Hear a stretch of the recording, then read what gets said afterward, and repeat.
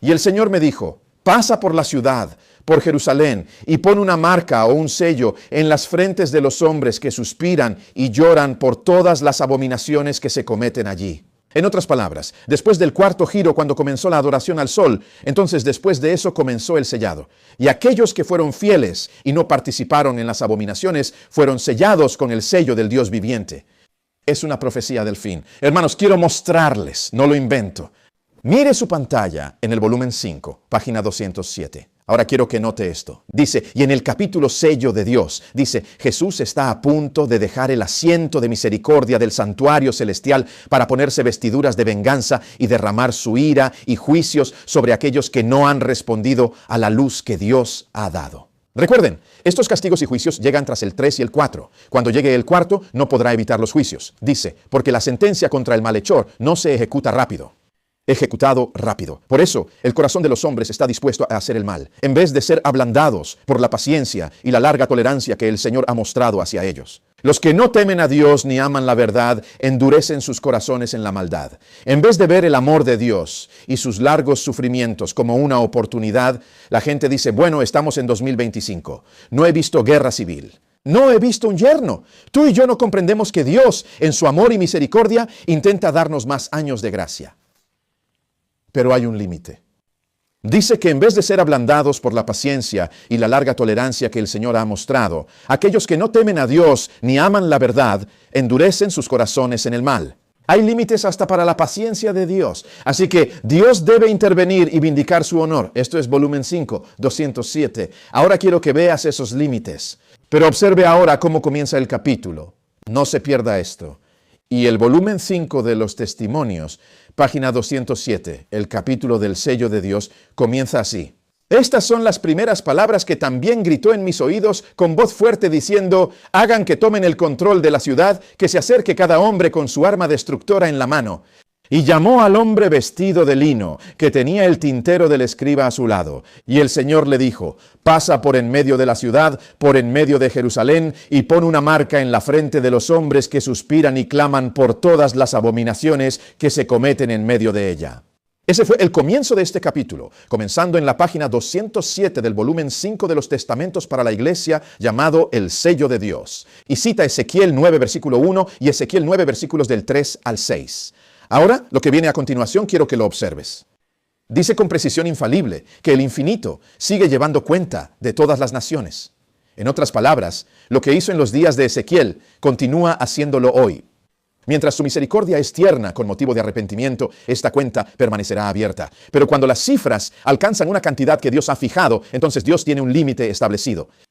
Y Dios aguantará hasta llegar a ese límite. Dice que el ministerio de su ira empieza. Al alcanzar ese límite, la cuenta se cierra.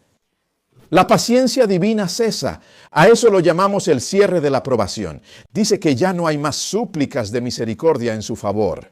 En otras palabras, nos está comunicando que existen ciertos límites. Ahora, observe cuidadosamente, después de citar Ezequiel 9, luego examine detenidamente el siguiente párrafo. Indica que el profeta, contemplando a través de las distintas épocas, tenía en ese preciso instante presentada ante él su visión.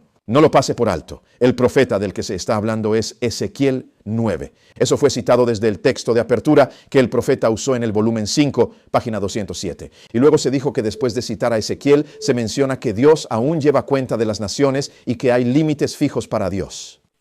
Y luego dice, el profeta había presentado ante mí una visión en la que habríamos alcanzado el límite. Las naciones, continúa. Estoy leyendo, vi. Las naciones de esta era han recibido misericordias sin precedentes. Se les han dado las mejores bendiciones del cielo. Pero el creciente orgullo, codicia, idolatría, desprecio hacia Dios e ingratitud básica están en su contra. Están cerrando rápido su cuenta con Dios. En resumen, el límite está casi al tope. Luego, en el siguiente párrafo, comienza a citar. Te lo leeré pronto, pero quiero que veas que no lo invento. Ezequiel 9 en realidad está hablando del sellado de la ley dominical. Esa es la aplicación más directa en Apocalipsis capítulo 7, porque todos los libros de la Biblia se encuentran y terminan en el libro de Apocalipsis. Ahora mira esto. Para que veas que somos precisos, dejemos que la inspiración nos lo diga. Testimonios para los ministros, páginas 454 y 445. Observa lo que dice el profeta. La profetisa menciona que Juan observa elementos de la naturaleza Ella cita Apocalipsis 7, 1, 4, donde 4 ángeles están en los ángulos de la tierra, reteniéndolos. Juan observa elementos naturales, terremoto, tempestad y conflictos políticos sostenidos por 4 ángeles. Luego prosigue mencionando hasta que los siervos de Dios sean ¿qué? ¿Sellados en qué lugar? ¿En sus frentes? ¿Es eso lo que aconteció en el libro de Ezequiel? Ahora observe detenidamente este sellado de los siervos de Dios. Al hablar de Apocalipsis 7, es exactamente lo mismo que le fue revelado a Ezequiel en una visión. El profeta dice que Ezequiel 9 fue llevado para ver eventos ocurriendo igual que en Apocalipsis 7. Sabemos que esos eventos suceden cuando se aprueba la Ley Nacional de Asignación. De hecho, si lees The Second of Messages, página 81 y 7 Bible Commentary, dice que estos son eventos. La imagen de la bestia es la prueba que el pueblo de Dios pasa antes de ser sellado. La prueba de la ley dominical que trae la imagen del sacerdote, cuando América aprueba la ley dominical uniendo iglesia y Estado, es el evento que inicia el sellamiento. La adoración al sol. La ley dominical nacional de adoración al sol es el evento justo antes del sellado en los últimos días, como en Ezequiel 8. La adoración al sol antes del sellado del tipo de Ezequiel 9 es el antitipo encontrado. Pero, ¿adivina qué? Esta profecía también tiene un calendario asociado. ¿Dices qué quiero decir? Mira lo que dice. Volumen 5, página 207. Jesús está a punto de dejar el asiento de la misericordia, pero hay algo más. ¿Qué es exactamente? Ve a la línea final. Hay límites incluso para la paciencia de Dios. Si Jesús está por dejar el trono de la misericordia, puede mirar su pantalla. Verá aparecer límites. Notarán, hermanos y hermanas, que Jesús está a punto de dejar el asiento de la misericordia. Hay un límite para cuándo puede irse. No puede quedarse allí para siempre. Hay un límite para cuándo se va. Puede venir antes y acortarlo, pero hay un límite que no puede cruzar. Ahora, hermanos, veamos si podemos descubrir cuál es ese límite. Inspiración, dice un dicho del Salvador. Leí la controversia griega 371 que dice que el Salvador no debe ser hecho para destruir. Además, aunque nadie sabe el día ni la hora de su venida, se nos instruye y se nos exige saber cuándo está cerca. Así que puede que no sepamos el día y la hora exactos del límite de cuándo Jesús va a dejar el asiento de la misericordia, pero podemos saber cuándo está cerca y qué tan cerca. Si lees Mateo 24, 32, 34, vimos que cerca significa incluso a la puerta. ¿Qué significa eso? La generación que no pasará. En resumen, si no dejamos que un santo del Salvador destruya a otro, sabemos que está cerca cuando encontramos la generación que no pasará hasta que veamos todas estas cosas. Te digo algo, en 2025 somos esa generación. Mira lo que dice el profeta, volumen 5, 451. Dice que por el decreto que impone la institución papal violando la ley de Dios. Luego continúa diciendo que es cuando las 3 potencias del protestantismo, el catolicismo romano y el espiritualismo. Cuando esas uniones se unan, el profeta dice que nuestro país repudiará principios de su constitución. Estamos viendo que estamos en este momento con la crisis constitucional. Afirma que repudiará cada principio de su constitución como un gobierno republicano protestante y permitirá la difusión de falsedades y engaños papales. Y entonces podemos saber que ha llegado el momento para las maravillosas obras de Satanás y que el fin está cerca. Ahora recuerden, el profeta dice que no podemos conocer la hora del fin. Gran controversia, 3:70. Pero debemos saber cuándo está cerca. Entonces, ¿cuándo está cerca? Dice que por el decreto del yerno, podemos saber que el fin está cerca. Así que debemos entender la generación que no pasará. Y esa última generación es la generación que ve el paso de una ley dominical nacional. Eso se muestra en Ezequiel 8 y 9. Y tenemos pistas de cuándo es esa generación porque podemos conocer esa generación, muchas pistas para que podamos ser precisos. Y estamos mirando una de esas líneas ahora mismo. En el siguiente párrafo, el profeta nos da una pista que es clave. Volumen 5, página 208. Observa lo que dice en esa página. Habla de los amorreos, el Señor mencionó, casi como si hubiera cambiado de tema, pero no lo hizo. Está tratando con los límites. Menciona a los amorreos. El Señor ha declarado, en la 4ª generación regresarán aquí, porque la iniquidad de los amorreos aún no se ha completado. Aunque esta nación era notable por su idolatría y corrupción y aún no había llenado la copa de su iniquidad. Léelo conmigo. Y Dios no daría la orden para su completa destrucción. La gente debía ver el poder divino manifestado de una manera notable para que se quedaran sin excusa. Indica que el Creador compasivo estaba dispuesto a tolerar su iniquidad. ¿Cuánto tiempo hasta alcanzar la 4ª generación? Ahora observe que esto lo intercaló y nos demostró que Dios estaba dispuesto a soportar durante un prolongado periodo de tiempo. Pero había un límite. Y dice, si quieres saber cuál era ese límite era la cuarta generación. Entonces, si no se veía un cambio para mejor, sus juicios caerían sobre ellos. Ahora, mis hermanos y hermanas, lo que necesitamos hacer es entender que los límites nos llevan a la cuarta generación. Si vemos estos límites en 4 generaciones, recuerden que Dios concluye esto en 3 y 4. 3 y 4. ¿Recuerdan cuando hablamos de la generación? Ve al capítulo 30 de Proverbios. Ve a Proverbios 30. Recuerda que hablamos sobre la generación que podemos conocer, la generación que no pasará. Pero esa generación que no pasará está conectada con 3 y 4. 3 y 4. Eso también corresponde a los 6,000 años. Y adivina, todo dice igual. Ahora, ¿y si, hermanos y hermanas, leamos eso? Les diré eso mientras concluimos Proverbios 30. Miren lo que dice la Biblia en Proverbios 30. Proverbios 30. Por segunda vez, solo vamos a leer los primeros 4 versículos. Las primeras 4 palabras. Versículo 11 dice, hay una generación. Versículo 12, las primeras 4 palabras, hay una generación. Versículo 13, las primeras 4 palabras, hay una generación. Versículo 14, las primeras 4 palabras, hay una generación. Me pregunto qué nos está tratando de decir el hombre sabio. Nos dice que hay una generación. De esta debemos identificar una específica. Ahora mire el versículo 15. Tras mencionar que hay una generación, el siguiente versículo empieza a señalar algo sobre ella. Dice, la sanguijuela tiene 2 hijas. Y gritando, da, da. Hay 3 cosas que jamás se satisfacen. Sí, 4 cosas afirman que nunca es suficiente. Observa que la cuarta representa el superlativo. Ese es el límite máximo. Por lo tanto, de inmediato vinculó la generación. Comenzó a hablar acerca de 3 y 4. 3 y 4. En efecto, salta al versículo 18. Indica que hay 3 cosas que son sumamente maravillosas para mí. Sí, 4. Mira de nuevo 3 y 4, pero 4 es el límite, el máximo. Salta al versículo 24. Menciona 4 cosas pequeñas en la tierra, pero muy sabias. Ese es el superlativo. Ese es el límite. Salta al siguiente versículo, el 29. Dice que hay 3 cosas que van bien y 4 son hermosas y avanzan. Observa el superlativo de 4. Pero ahora, fíjense otra vez, me salté a propósito el versículo 21. Vean lo que dice. Por 3 cosas, la tierra trata directamente con el suelo. Por 3 cosas, la tierra se inquieta y se perturba, pero hay 4 cosas que no puede soportar. La tierra aguanta 3 cosas, pero hay 4 que no soporta. En otras palabras, ahí alcanza su límite. Ahora, hermanos y hermanas, 3, 4. ¿Con qué estaba relacionado con las generaciones? Si estudias esto bien, verás que en la cuarta generación hay una que la tierra no soporta. Pero tenemos que entender cuándo comenzar a contar estas generaciones. Y si lees esta declaración sobre las 4 generaciones en el volumen 5, mira lo que dice. Dice que Jesús está a punto de dejar el asiento de misericordia del santuario celestial. Luego dice que hay límites. Y luego dice 4 generaciones. Entonces, ¿cuándo debería comenzar a contar estas generaciones?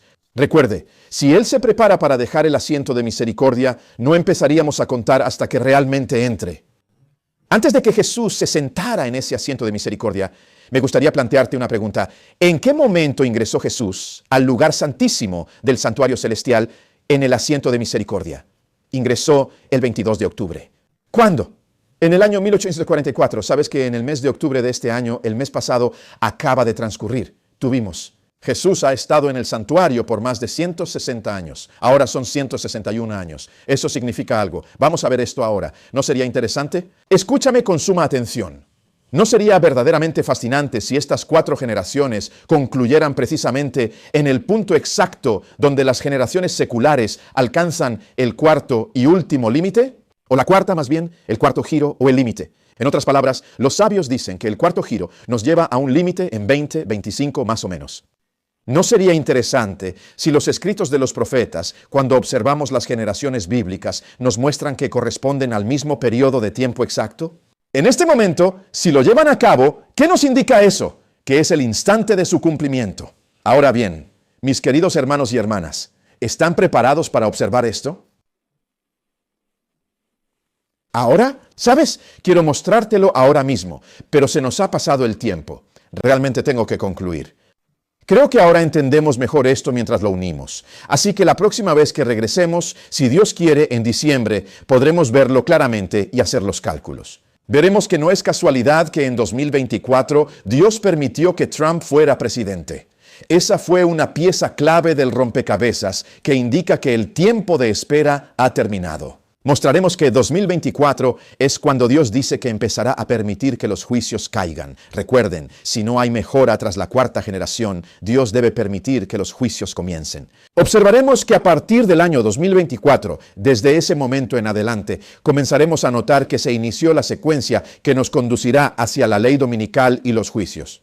Ahora, al concluir lo que ha pasado en esta generación, volveremos a este punto en nuestro próximo estudio y veremos que el límite casi se ha alcanzado. Miren esto ahora. Estoy transmitiendo esto a generaciones. Volveremos y observaremos todas las generaciones y cómo nos lleva a 2024 y 2025. Veremos que no es casualidad que incluso la sesión de la Conferencia General de 2020 lo fuera. Se detuvo en 2020. ¿Recuerdan? Se suponía que habría una sesión de la Conferencia General, pero en 2020 tuvimos una pandemia. Veremos, hermanos y hermanas, en nuestro próximo estudio. Estamos listos para eso. Veremos que nunca antes en la historia la sesión de la Conferencia General se detuvo tanto como en 2020. Notarán que en la Primera Guerra Mundial la Conferencia General se pospuso un año. Durante la Segunda Guerra Mundial, la Conferencia General se pospuso por un año, pero nunca se pospuso por más de un año, excepto en 2020.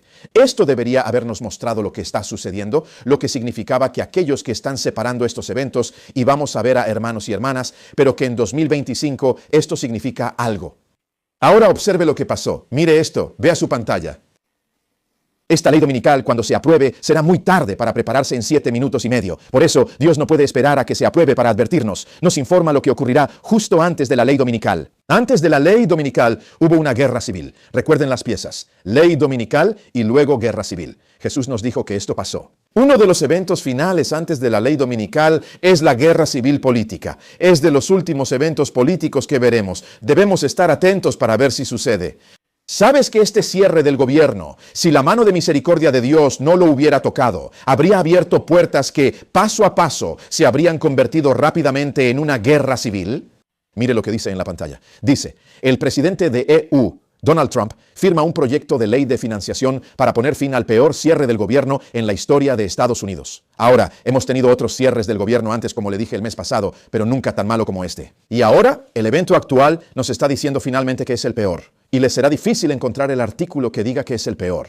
Pero encontré uno. Más tarde descubrirá que comienzan a cambiar todos estos artículos porque no quieren que vea lo malo que es. Dicen que es el cierre más largo, pero eso no lo hace el peor. Ahora, hermanos y hermanas, sigue. El presidente de EU, Donald Trump, firmó una legislación para poner fin al cierre gubernamental más largo en la historia de EU, el miércoles por la noche, marcando la conclusión oficial de un impasse de 43 días que detuvo la ayuda alimentaria. Recuerden la hambruna para los pobres, las clases para millones de hogares, la cancelación de miles de vuelos y la obligación de los trabajadores federales de laborar sin sueldo por más de un mes. Ahora, hermanos y hermanas, esto estaba empeorando, pero la mano de Dios intervino sosteniendo los 4 vientos de conflicto. Porque aún no estamos listos para el sello. Te digo, es mejor que leas ese capítulo sobre el sello de Dios. Mira lo que dice. La promesa de Vought. Recuerden que hablamos de Russell Vought antes. Se mencionó que prometió usar el cierre para cerrar la burocracia. Sin embargo, no resultó como lo habían planeado. Su estrategia era utilizar el cierre para desmantelar ciertas organizaciones de tendencia liberal y al hacerlo conseguir más fondos, lo cual habría enfurecido a la multitud de coincidencias y desataría una intensa guerra de clases que el profeta nos advirtió que implicaría hambre para las clases más desfavorecidas. Y esta guerra de clases se va a desarrollar en una guerra civil. Pero ahora, mis hermanos y hermanas, no salió como lo planearon. Y la única razón es por la misericordia de Dios. Pero, hermanos y hermanas, aún no ha terminado. Ahora, miren su pantalla. Dice que Trump reconoció esto. Miren lo que dice. Trump elimina aranceles, pero no en todo. Ahora, recuerdan que en noviembre hubo elecciones de mitad de periodo. En estas elecciones, ¿saben que esperaban que el Partido Republicano arrasara con los demócratas y avanzara con sus políticas? Pero, ¿saben que casi fue al revés? Hubo un tsunami demócrata que arrasó con casi todos los republicanos del Partido Republicano que se presentaban a las elecciones, incluso aquellos que fueron respaldados por el señor Trump. Ahora, hermanos y hermanas, se envió un mensaje claro de que las masas no estaban contentas con lo que pasaba, en gran parte por la economía y los precios de los alimentos.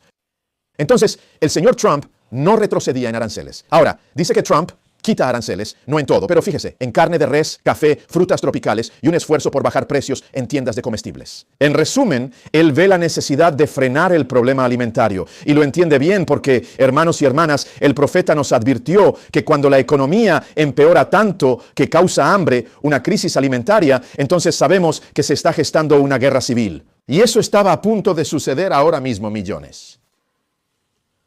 Pero Dios en su misericordia lo detuvo. ¿Saben que las personas en programas SNAP y otros de alimentos, el dinero empezó a fluir de nuevo? Pero aún no ha terminado, hermanos y hermanas. Dios en su misericordia está tratando de decirnos que sigamos preparándonos.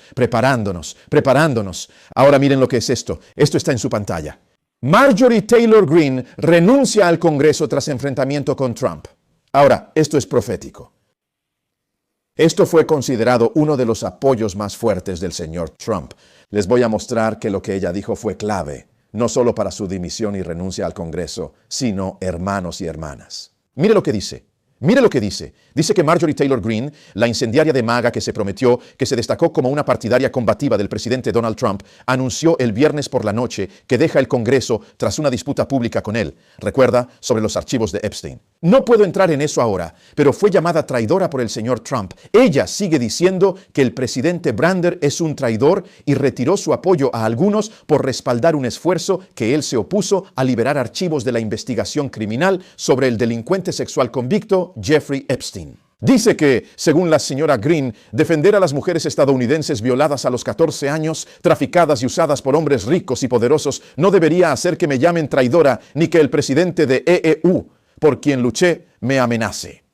Afirma que la relación de la legisladora republicana con Trump empeoró tras unirse a los demócratas para liberar los archivos de Epstein. Añade que, según sus palabras, la lealtad debe ser recíproca y deberíamos votar según nuestra conciencia y representar los intereses de nuestro distrito, ya que nuestro título es literalmente representante. En resumen, debería representar a su gente, esté de acuerdo o no con sus políticas o ideas.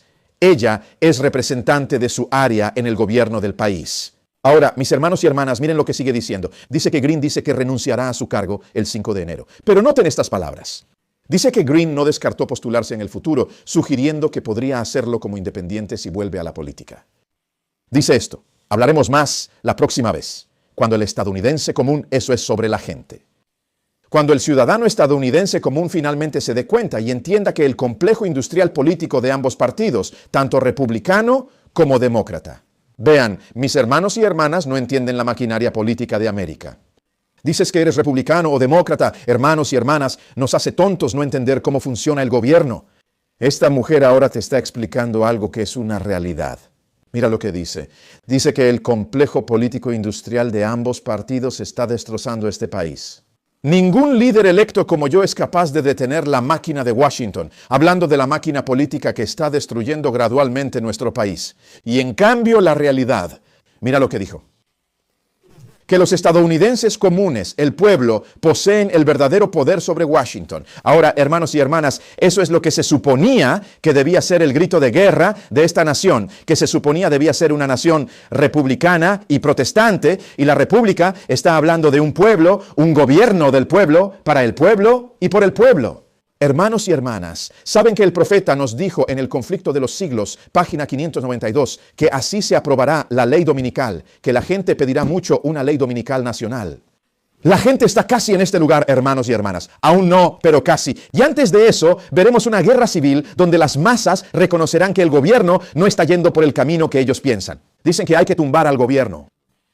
Debe haber una lucha política desde dentro, una guerra civil y una revolución para derrocar este sistema. Y les digo algo, en 2025 casi estalló, de hecho. Miren esto, miren este artículo, al concluir. Observa este artículo, observa lo que menciona en este artículo. Indica, ¿nos encontramos al inicio de la siguiente guerra civil en este momento? La próxima vez lo leeremos con detalle. Solo quiero que leas lo que él dice. Dice, me equivoqué.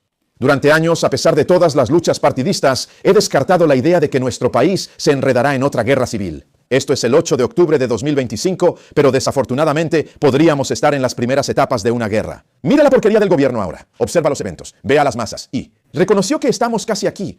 Observa a las guardias nacionales siendo trasladadas de un estado a otro, donde un ciudadano es forzado a luchar contra otro. Él observa, un momento. Esto es casi una guerra civil. Mira lo que dice. Dice, Pero lamentablemente podríamos estar en las primeras etapas de uno. Una de las razones principales por las que no podía imaginar conflictos internos es porque los estados son más políticamente diversos que solo una colección de rojo sólido y azul sólido en un mapa electoral. En resumen, él expresa que no podía concebir una guerra civil como la de 1860. Menciona que anteriormente existían confederados tanto en el sur como en el norte. Pero él decía, ahora tienes demócratas, republicanos y varias persuasiones políticas, cada una y muchas en cada estado. California es visto como un estado demócrata por su gobernador, pero millones votaron por Trump. Entonces, él pregunta, ¿cómo podríamos tener una guerra civil estando tan divididos? Mira lo que dice, mira lo que dice. Aunque a los republicanos les gusta criticar a California como un infierno demócrata, más de 6 millones votaron por Trump en el estado dorado, más que en una docena de estados pequeños donde el presidente superó a Kamala Harris juntos. En otras palabras, más personas votaron en California por el señor Trump que en muchos de estos otros estados que supuestamente eran pro en la otra dirección. Parece que no es como lo imaginaríamos. ¿A dónde irían los votantes de Trump en California para pelear en una guerra civil? ¿A Los Ángeles o a Oregón? Dice que no tenía sentido. Luego vio que, según encuestas recientes, la mayoría reconoce que se avecina una guerra civil, pero observa lo que dice. La diversidad y los matices son razones para ser más abiertos de mente sobre una guerra civil moderna. Guerra civil moderna. Necesitaba que me lo recordaran. Mira lo que dijo. Comentó que lo que corrigió su comprensión no fueron las palabras insensatas de un político ignorante. No todos los políticos son ignorantes y necios. Pero el que no sabe, dijo que eso no fue lo que lo persuadió. Pero él dice que necesitaba entender la historia. Dijo que necesitaba que le recordaran que los estadounidenses del norte y del sur no tenían opiniones uniformes durante la década de 1860. En resumen, no había ningún estado, ni siquiera en 1860, donde todos fueran confederados. Había individuos que apoyaban a la Unión incluso en lugares como Virginia, o incluso en Alabama, o en muchos de los estados del sur. Y en el norte, no todos estaban a favor de la Unión. Había otros que estaban a favor de la Confederación, incluso en el norte. Nunca fue así. Es solo nuestro malentendido de la historia. Loquatri dice que, por definición, una guerra civil es un conflicto entre ciudadanos del mismo país, no necesariamente entre estados homogéneos. En resumen, somos solo un estado completo. Eso nunca fue lo que fue la guerra civil. Ahora mira lo que dice, lo que nos lleva al día de hoy, donde estamos en una orden judicial, donde los texanos están listos para luchar contra los oregoneses. La Guardia Nacional de Texas fue llevada a Illinois. Estos eran ciudadanos de América luchando o proponiéndose luchar contra otros ciudadanos. Ahora, mis hermanos y hermanas, quiero que reconozcan lo que él está diciendo. Mire lo que dice. El potencial de guerra no es un concepto descabellado impulsado por los críticos de Trump. El presidente adopta la terminología.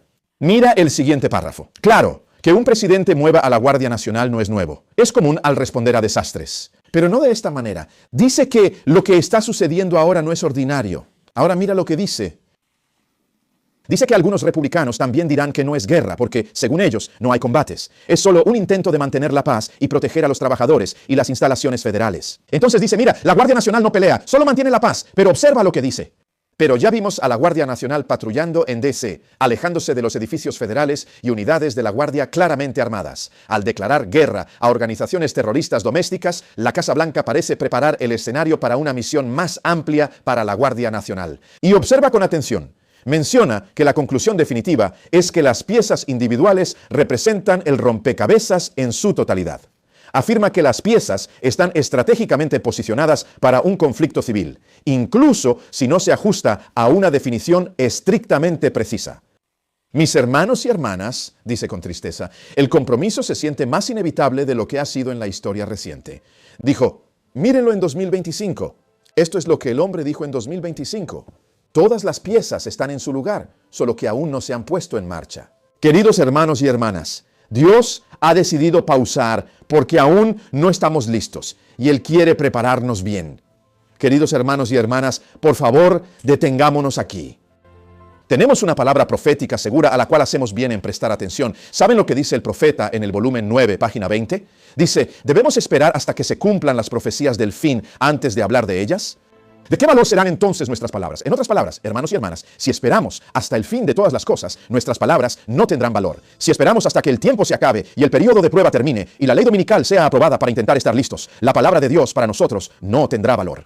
Debemos prestar atención al llamado de Dios en este preciso momento. Ya ha llegado el momento de despertar del sueño. Mis queridos hermanos y hermanas, deseo estar completamente preparado para la venida del Señor. ¿Quieres estar listo? ¿Quieres que tu familia esté lista? Pidamos a Dios que nos ayude a dejar de jugar. Pidamos a Dios que nos ayude, que sea lo necesario, los sacrificios que sean, lo que deba cambiar en el corazón, en la vida, que vamos a tomar tiempo para estar con Jesús como nunca antes. Que vamos a orar y estudiar como nunca antes y decir, querido Dios, aquí está mi corazón, aquí está mi familia, y que yo y mi casa serviremos al Señor.